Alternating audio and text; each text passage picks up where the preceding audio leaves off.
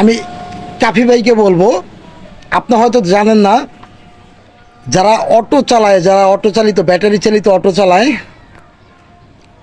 আর যারা পায়ে রিক্সা চালায়, তাদের ভিতরে একটু পার্থক্য আছে, তফাৎ আছে। আমি আপনাদেরকে বলবো, যারা পায়ের রিক্সা চালায় তারাও পরিশ্রম করে, যারা অটো রিক্সা চালায় তারাও পরিশ্রম করে। পার্থক্য হলো দুইটা, একটা হলো পায়ে মারতে হয়, এটা অনেক ঘাম ঝরে কষ্ট হয়, এটা আমি জানি, যেহেতু আমি কাজ করি আমি জানি।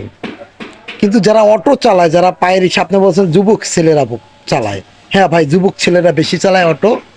আমার অটো নাই, তারপর আমি বলবো ভাই, শতকরা 90 জন লোক ভাই চুরি থেকে বাদ দিছে, মানে চুরি থেকে ফিরে এসেছে এই শুধু অটোর কারণে। অনেকে চুরি চেঁচড়ামি করতো, সেই থেকে বাদ দিয়ে কী করে অটো চালায়, অটো চালিয়ে জীবিকা অর্জন করে। সেই কারণে আপনি ভাই, অটো যারা চালায় তারাও কিন্তু মানুষ, তারাও কার ভাই, কের বাপ, কের মা। অনেক মেয়েরা অটো চালায়, অনেক মেয়েরাও দেখছেন আপনি অটো চালায়, আপনি মনে হয় দেখছেন মেয়েরাও অটো চালায়। তাই সেই কারণে কাউকে ভাই ছোট করে দেখবেন না। আজকে আমাদের বাজারে অটো শূন্যবিহীন, মানে একটা অটো বলতে নাই। অভিযান যদিও চলতে আছে, তা আমি বলবো যে যারা পায়ে রিক্সা চালাক বা যারা অটো চালাক, ও ভাই দোনোজনেরই কষ্ট হয়। পায়ের রিক্সাটা একটু বেশি হয়। পায়ের রিক্সা আপনি 10 টাকার ভাড়া, আপনার পায়ের রিক্সা যাবেন 40 টাকা লাগবে, আর সেই অটো ভাড়া আপনার 10 টাকা দিয়ে আপনি যাইতে পারবেন আপনার গন্তব্যস্থানে।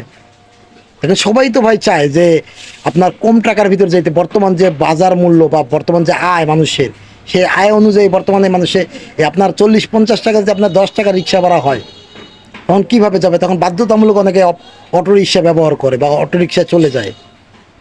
সেই কারণে বলছি ভাই, অটো রিক্সাও যারা চালায় শতভাগ অনেকে অনেক খারাপ খারাপ কাজ থেকে ছেড়ে দিয়ে অটো রিক্সা চালাইতে আসছে। তবে ভাই, আমি মনে করি যে উভয়ই দোনোজনই থাকা উচিত, সরকারি বৈধতাভাবে থাকুক। যদি আপনার কারেন্টের সমস্যা হয়, সরকারি বৈধতাভাবে যেমনি থাকা উচিত থাকুক, আমার মনে হয় এটা ভালো হবে। আপনাদের মতামত কি আমি জানি না, অবশ্যই আপনাদের মতামত জানাবেন।